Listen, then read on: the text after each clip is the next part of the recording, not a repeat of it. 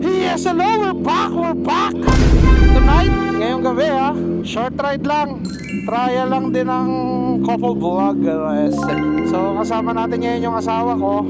So, try naman namin kung kamusta ang DJI Mic Mini sa back ride. So, kanina naglalabas naman doon sa gain na dalawa kami. So, dalawa yung mic na nakalabas. Yes, hello? Testingin natin kung kamusta yung gain.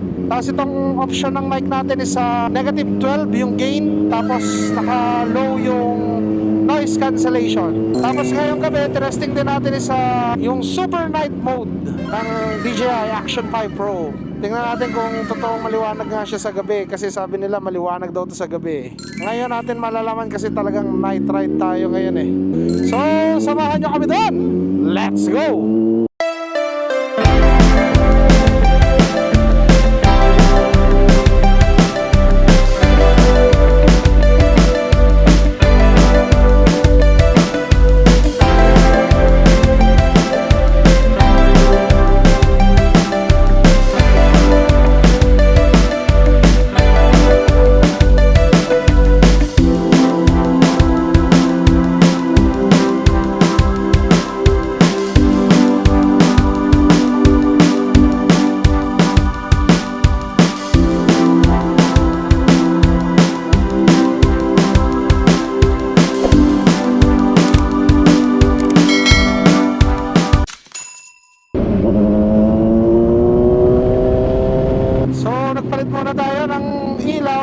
Inalis muna natin yung yellow lens ng ating ilaw para maliwaliwanag naman. Ang lakas naman ng ilaw ng kasalubong na to.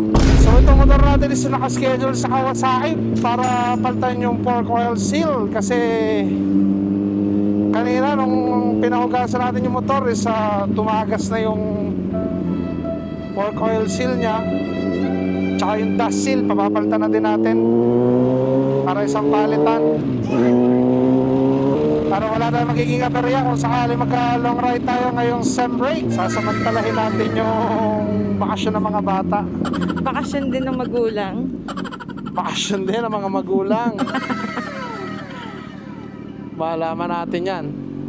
Gas lang tayo sa Shell.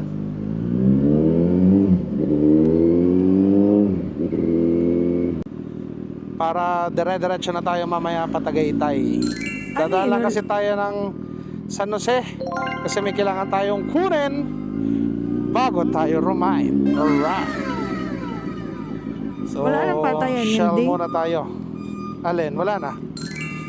Tetestingin ko kung bababa pa kamusta. Oo, magagas ako eh. 1, 2, 3. Kaya 95 full tank. Wow!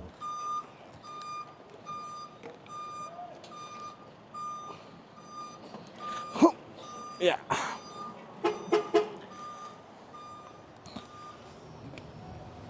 So, lagi natin dala yung ating carry. Pero with legal papers naman yan. Ang trabaho kasi natin is lagi tayo may dalang pera. Hindi tayo mapera pero lagi tayo may dalang pera. Pampasahod sa mga tao. Shell Asia. My card, display QR. So yan yung fork oil seal natin, no? What? Tagas na talaga siya. Isang short ride na lang, tapos pagawa na natin to. Oh, no! Hindi ba delicate? Hindi naman, dahil hindi naman siya pumupunta sa caliper. Pababa. Kaya lang syempre pag medyo high speed, yung langis baka pumunta sa caliper, pumunta sa brake pads. Dahan lang. Aray ko? Aray ko, be. Siguro mga 1,000 yan. Tinanggal mo yung yellow mo? Na-cover ng ilaw? Bakit? Wala, hindi naman uulan. Para maputi ang kalsada. Tagaytay. Baka ma-fog. Pwede sakto mo 1,000. Parang di kaya, no? Sige, ayos na yan. Nasa ibabaw na pala. 992 eh. 10 minutes recording na siya, oh. Tapos dalawa naman yung, umimik ka nga. Tingnan natin yung mic gain. Yes, hello! We're Gana. back! 1, 2, 3, go!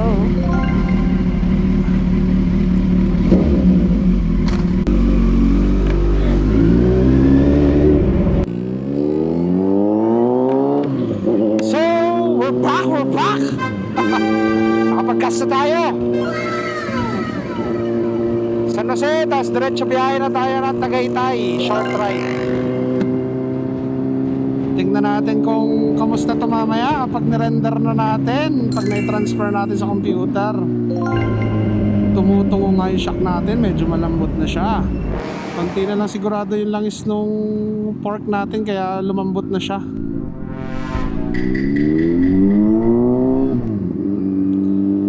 Ang isa din kasing sure na nakakasira daw dyan is yung dumi. So kapag madumi yung fork mo, yung pinaka-telescopic is sumisilip dun sa goma, sa seal, yung dumi. Tapos pag nagagasgas siya, yun yung nakakasira ng goma. Kaya may maintenance din talaga ang fork seal. May time talaga na kailangan mo magpalit. Kahit walang tagas, nagpapapalit para daw mas gumanda yung laro nung shocks nila sa harap. So, nitong nagkaroon tayo ng Versys, mas dumalas nang sumama yung asawa natin, Romide, dahil nang relax daw yung upo ng OBR dito. Mas masarap daw umangkas dito sa motor na to. Kaya ngayon, madalas na siyang sumama sa atin. Talagang pag walang pasok ang bata, tapos hiniram ng mga lolo't lola, nasama siya Romide sa atin. Mas maliwanag lang kapag dilaw yung ilaw, dahil parang kita mo kung hanggang saan yung bato. Pag puti kasi parang Hindi normal mo lang. ganun. Kaya nga Oo. tataka sa'yo, ba't mo inalis? Silaw na silaw yung nasa Wigo. So last time na rumide tayo kasama si Sherwin, yung nag-trial tayo ng 2 mics into 2 riders. Okay siya kung lagi kayo magkalapit, pero pag once na magkakalayo kayo ng mga more than 100 meters, tsaka pag yung nagkaroon ng nakaharang sa pagitan nyo, nawawala. Working pala ng ganong mic is left and right. So yung isang mic is sa left mo maririnig, yung isang mic is sa right. So ganun pala kapag 2 mics in 1 camera. Kaya ang problema kapag yung medyo nagkalayo kami, nawala siya, so right lang yung may maririnig ka, tapos yung left naman mawawala. So yun yung disadvantage lang ng 2 riders, 2 mics and 1 camera. Pero kung kwentuhan kayo sa mga city drive lang, traffic, okay siya eh. Hindi siya basta nagdi-disconnect. Kita nyo naman sa last video natin. Ba't nagdi-disconnect kayo ni Sherwin? Pag yung nagkalayo tas may humarang sa pagitan namin, nadi-disconnect dun sa pag yung nagre-render na. Check natin din mamaya. Kahit naman Cardo, nagkakaganon talaga eh. So, hindi ko alam kung magiging okay itong GoPro natin kasi nung last na ride natin, nagloko yung SD card. So, hindi natin nagamit yung video clips niya.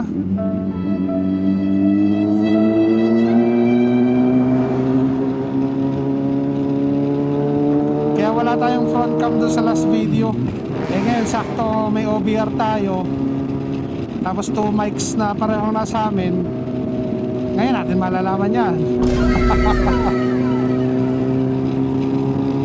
Masama ko talagang lagi nasa kanan ngayon. Palibasa may camera sa kanan. Gusto din manood na sarili sa TV. Tingnan natin kung okay siya pag in-edit na. Malalaman lagi natin yan kapag nasa bahay na eh, kapag nakapag-transfer na tayo sa computer, kung kamusta yung video. Yung asawa ko kasi nagsimula tong umangkas sa akin MT-09 na Oo. Nung mga unang big bike natin, hindi siya nakakaangkas kasi lagi siyang buntis Hindi. noon. Pag hindi buntis, bagong anak. Kaya hindi siya nakakaangkas. Nung nagka-MT-09 tayo, maliliit pa yung mga bata, hirap iwanan. Kaya bira, hindi siya makaangkas. Pag yung may mag-aalaga lang, doon lang siya nakakasama. Ngayon medyo malalaki na yung mga bata na iiwanan na talaga. Nakakasama na siya ngayon. So, saan na sila tayo? Bayan ng San Jose. Shoutout ka muna sa mga anak mo. Alonso, ala na. Wala kayong pasok bukas. Walang pasok si Mami. Kinidnap ko Yes. muna. Hi kuya, na. Ikot lang kami. Yung mga bata kasi ngayon gusto nang umangkas din eh. Yun na. Mga masyado pa maliliit kaya hindi namin talaga sinasama kasi pag ganun kasing aangkas sila dapat tigisa lang kami ng angkas. So pag lumaki talaga sila dapat matuto na magmotor tong asawa ko para tigisa kami ng angkas. Ako talaga, hindi pwedeng si Alonso. Tsaka Hindi kasi nangaagaw na pwedeng- sila ng helmet.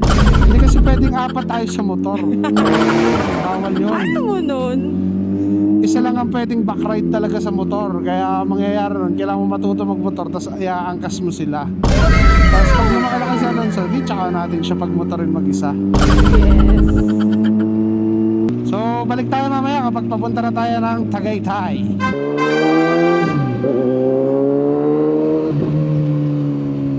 Happy Fiesta po.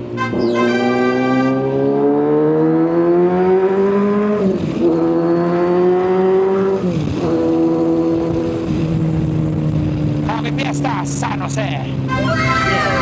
So, diretso biyahe na tayo ng Tagaytay.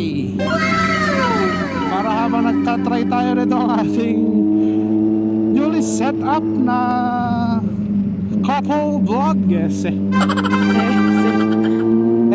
Naka-ride na din tayo. Bukas ay hindi tayo makaka-ride kasi may invitation sa atin. Si Boss B, paring Brian, happy birthday! So sa Batangas, Tricias daw gaganapin ang kanyang birthday. Siyempre, saan pa? Kasi kanila naman yung Tricias Bar dito sa Batangas. Tsaka dyan sa Lipa, Santo Tomas, talaga namang pinuno na ng bar ni paring Brian. Ang Batangas. Na napakaganda naman dahil na nagkaroon ng libangan ng mga taong stress sa trabaho katulad namin. Pag weekend, sanang punta sa Tricias para maglibang. Ang asawa ko supportive naman to eh. Pag mga Tricias, alam niyang good boy tayo kaya lagi Oo yan na lang. pumapayag. Oo Never na yan. lang. Labas sa ilong. Hindi. Never humindi. Kaya hindi na ako nagpapaalam dyan eh. Dahil alam ko namang, oo, ang sagot niya. So, napag-usapan namin ng asawa ko, Tagaytay na lang. Ayun talaga yung shortest ride na pinakamagandang puntahan kapag gabi. Kasi unang-una malamig yung pupuntahan nyo. Feeling mo talaga nasa ibang lugar ka kapag nag-ride ka. Kahit maigsi lang siyang biyahihin, iba. Paborito ng mga taga Batangas City na puntahan ang Tagaytay. Ang ginagawa lang namin is iniiba-iba lang namin yung biyahe namin. Minsan payapa kami akyat, minsan tunnel kami dadaan para humaba-haba ang aming biyahe. Ito mo, ang Tagaytay ride din sila.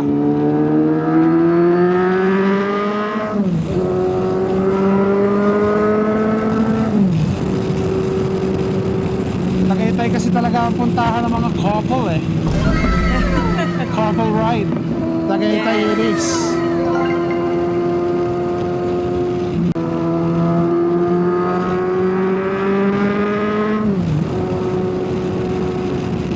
Buti nga ngayon yung mga daan dito sa Patagaytay maliliwanag na eh. Naalala ko dati itong mga niraride namin nung panahong mga scooter pa kami Mio. Sobrang Mga- dilim. Sobrang didilim dito tapos yung ilaw namin, biruin mo Mio, Papalitan mo lang yung headlight niya ng bulb. Gagawin mong HID pa ang uso nun. Hindi pa uso yung mga LED. Talaga sunog na sunog yung headlight. So yun yung ilaw lang namin. Tapos sobrang dilim. Tapos mga motor namin is yung mga kinakargahan pa. Mga 180cc, 200cc. Papalitan mo ng black, stroker. Dumaan tayo dyan. At talaga na-enjoy din natin yan noon. Di ba dati, nag-ride na tayo dito? NMAX, XMAX. NMAX. Nakaride tayo ng NMAX. Ano yung mga motor na nakaangkas ka sa akin?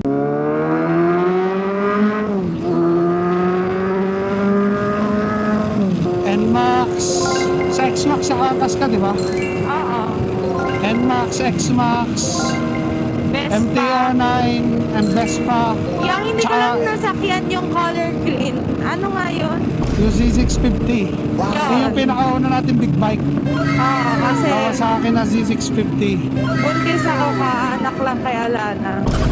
Ay yung first big bike natin na pinagpilihan ko is Ninja 650 or yung naked na Ninja na C650.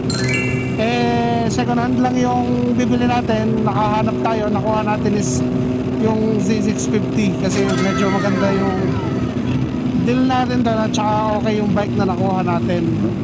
Tapos after nun, lumabas yung CF Moto. Bago pa lang yung CF Moto, nag-CF Moto tayo na NK400. Mga panahon na si Breezy ang naka Uy, oo nga NK400. pala. May ganun ka pa pala. Oo. Yun yung pangalawa nating big bike. Entry level siya na 400cc. Mabait yung bike na yun, hindi siya ganun ka-aggressive. Pero Hindi din ako expressway nakaangkas legal. doon. Oo, hindi ka rin nakaangkas doon. Yun, Tapos yung after dalawa lang nun, na yun. nag-X-Max tayo. Scooter ride naman kasi Puro puro scooter scooters. yung kasama natin. Tapos after X-Max, nung mawala yung X-Max, nag-MTO9 tayo. Sinop natin. Doon ka na ulit. Sa X-Max ka nagsimula nag-umangkas eh. Tapos nung nag-big bike yun, naka-short ride na din tayo. Pero hindi natin masyado na nabugbog yung MTO9 sa ride, ano? Sobrang swerte na nakabili nun. Sobrang fresh pa rin talaga ng MTO9 natin. Sobrang bihira lang tayo. No? Tanda ko magkakape lang tayo yung Mount Plaza. Tapos uwi na ulit. Ang ride namin nun, expressway lang. Laging expressway. Or Wala. Tagaytay. Hindi namin siya na ilang ride. Yun lang yung mga naging ride natin doon. Mas madami pa Vespa. Ang Vespa natin, ang talagang sulit na sulit natin. So yung Vespa natin, ang nakabili pala ay si Sir Rex Intal. Ang Philippine player natin ng volleyball dito sa Pilipinas, RP team. Nalaman natin na nasa kanya yung Vespa natin kasi nag-message siya sa atin na nakita niya lang daw sa YouTube yung Vespa, same ng plate number. Kasi yung Vespa natin, blue siya before, ginawa natin siyang white. Bago naman kasi talaga tayo bumili ng Vespa, white na yung gusto natin. Walang available, kung makikita niyo yung grahe, white and black lang yung sasakyan. Nagsimula na tayo magka-black dahil nung Audi. So nagustuhan natin yung black, kaya yung sunod natin binili yung Alphard. Nagustuhan ng father ko, black na din. So kaya yung Vespa, ginawa natin white. Para all white na eh. Kita nyo naman yung Versys natin, white din. Yung X-Max natin, white yon. Ang MTO9 lang walang white. Kaya ice gray yung nakuha natin para malapit siya sa white, diba? Sa motor kasi mahilig talaga tayo sa white eh. Gusto natin yung white kasi ang linis niya tingnan. Ang linis lang sa garahe. Nagustuhan ko yung grahe na, alam mo yung iisa yung kulay, all white. Yes. So, yung black, yung Alphard kasi hindi nadadrive ng mother ko kaya nasa amin. Doon naman sa kabilang bahay, pag pumark na yun doon, all black naman ang sasakyan doon. Maganda kasi yung white. naka color uniform ang mga sasakyan. Para sa akin lang yun. Yun yung gusto kong Dream kulay. house. Yun yung gusto kong itsura Color. ng bahay, ng grahe. Kaya yun. Black, black. Pag white, white. Ayoko masyado maraming kulay. Nagmumukhang color game. Ayoko nung naghahalo-halo ang kulay. So, sa grahe may white, may black. Tapos yung Vespa blue. Nung ginawa natin siyang white, ang ganda. May picture tayo niya na yung katabi yung Just natin. Nung Vespa na puti, sobrang linis ng itsura para sa akin. Tingnan sa grahe. Eh, Ricardo, music on.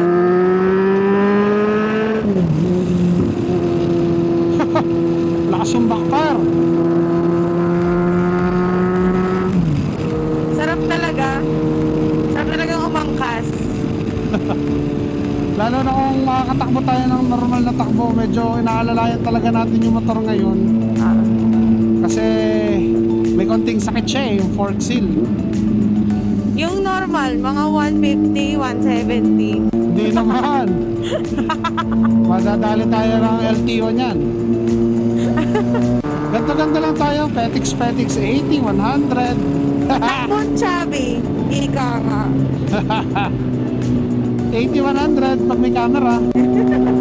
Times mo sa 2. Kapag patay na yung camera. Joke lang po. Ay, basa! Basa! Oh no! Nagulat siya! Nabasa yung legs ko! Hindi na ako nakapreno. Yung? Madadali tayo ng mga bayan dito. Mapagbiglan lang natin yung bata, napabomba tayo. Nauso na din yung senyas-senyas lang ng bomba na gano'n eh, no? Mga Yun na. bata, tuwan-tuwa na eh. Kahit naman ako nun eh. Kahit yung nung wala pa akong big bike, tapos magdadrive ako expressway, may overtake sa akin na big bike. Nagbubukas talaga ako ng bintana, gusto ko yung tunog ng makina eh. Lalo Ang ng anak mga mo tunog nga eh. inline 4. Talagang sa pool naman kasi inline 4 na paborito natin eh. Yan ang gusto natin. Nagka C650 tayo pero talagang hinahangad natin is hinahangad natin ay inline 4 pa rin. Kasi parallel twin yung ating Z650. Sabi ko, balang araw magkakaroon din tayo ng inline 4. So nagsimula tayo sa inline 3 na MT-09 na talaga namang napakatulin din. May na tayong iniangat nun. Pag nagkamali ka ng bira sa primera segunda, talagang wiwili.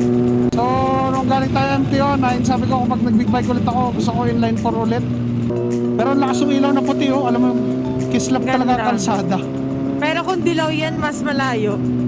Oh, pag dilaw lang, mas malayo yung kita mong inaabot ng ilaw kasi madilaw siya eh. Alam mo, ilaw mo pa yung nagpapaliwanag sa lugar na yun. True. Pero malayo din naman siya, hindi siya naglalayo ng bato kasi cover lang yun eh. Oh.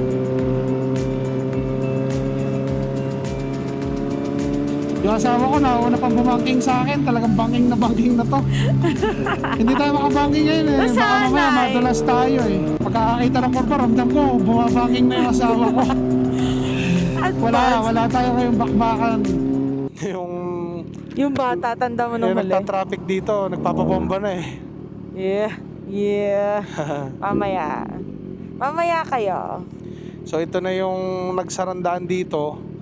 Pero nung sarado naman siya, nakakadaan pa rin yung motor. Ngayon pinapadaanan na nila sa motorista, kaya lang one way lang siya. Kaya need mo mag-antay Bigayan. for your turn. Yun? Oh, yun? Pigang-piga! Ese.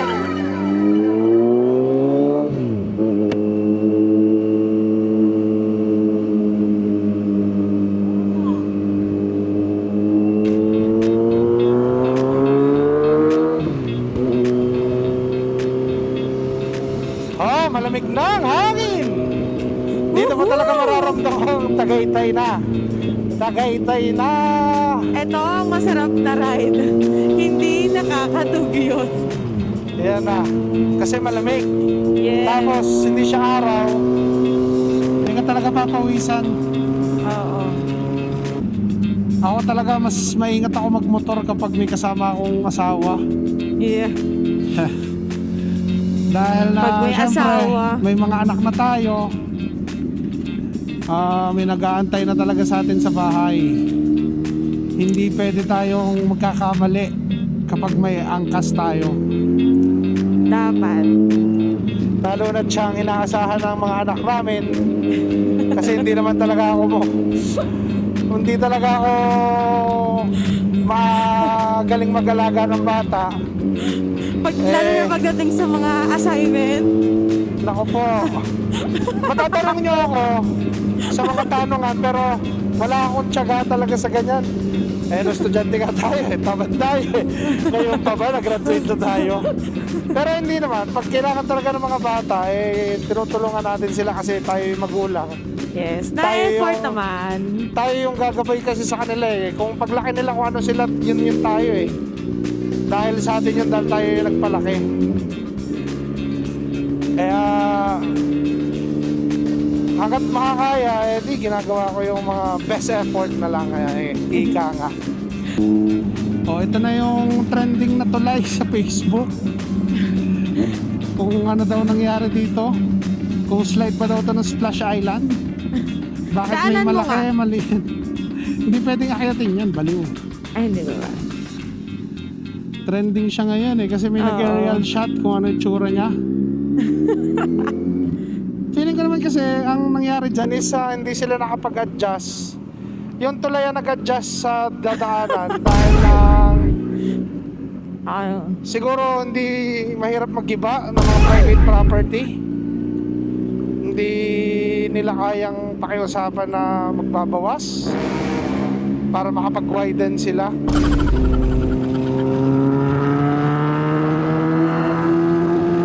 So malapit na tayo dun sa tambayan dito sa Tagaytay ng mga magmamotor. Yung Cafe Moto, ang lakas ng hangin. Para tayo mapapayid. Yun na. Yan na yung Cafe Moto. May mga tambay din.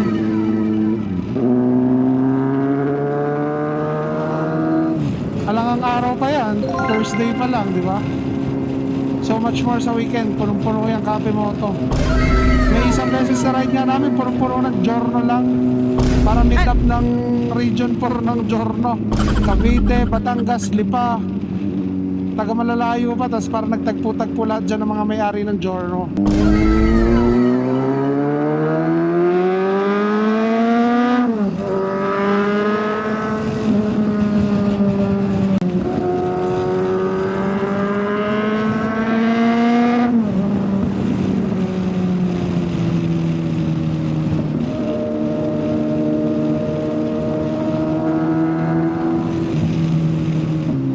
Bidasal. Yan na yung simbahan na pinagkasalan namin. Ang Lourdes dito sa Tagaytay. Kaya din talagang paborito namin ride din to kasi dito kami kinasal Dito kami pinag-isang dibdib Yes. ng asawa ko sa Tagaytay.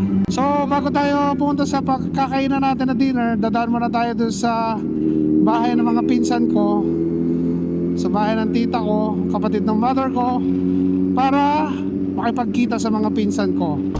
So balik tayo mamaya pag nandun na tayo sa kainan. Alright.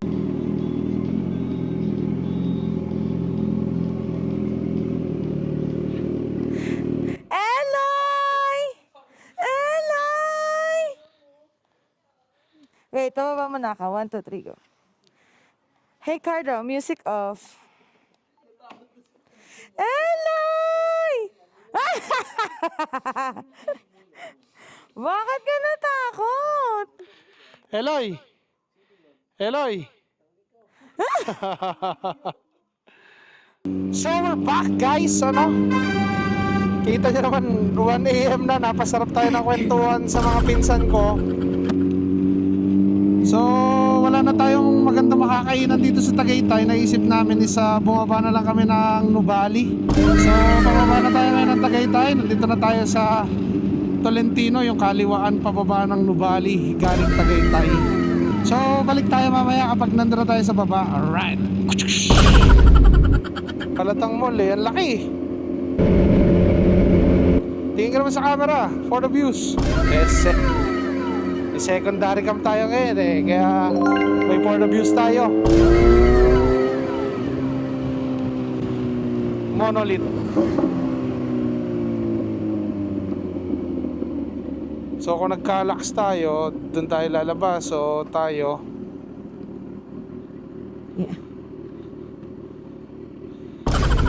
stop. 26 seconds. So inumaga tayo. Chismis. Mga Mars, anong balita? Chismis. Anong chismis? Anong chismis? Secret. Halos midnight snack na to kasi 1 AM na. Anong kakainin natin? Army Navy.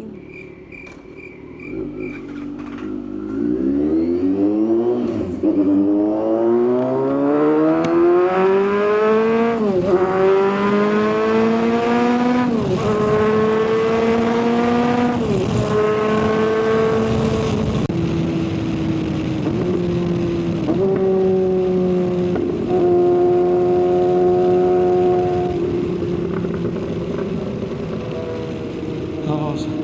Parang ghost town yung mall, no? Nakatao-tao. Wala kaya Army Navy dito bukas? Yun lang. Wait. O gusto mo Shellman Plaza tayo? Luluwas muna tayo. Ikot ka pa. Oo. Wag na, Dami mahirapan naman ka choices. pa. Ano? Ay, Shell, wala ka. Kaunti yun. Di nasa gitna ang kainan. Hindi ka. So, liba na Nagsasarado. talaga, liba na! Liba na talaga tayo kakain mga tropa. Punta tayo na Tagaytay para chumika, hindi para kumain. Yeah. So, Nakakasarap. mali pala yung ating agenda. Tagaytay visit sa mga relatives. Tapos baba, dito kakain. Hindi yung Tagaytay kakain.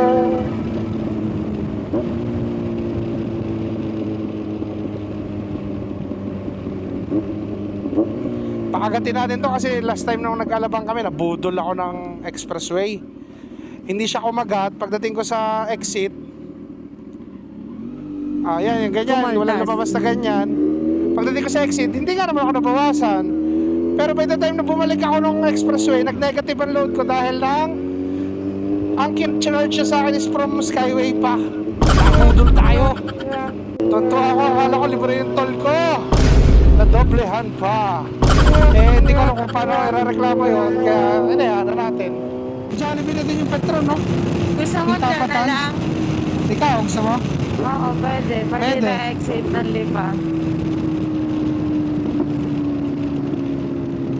Sa tayo Jollibee, ano? Para quality.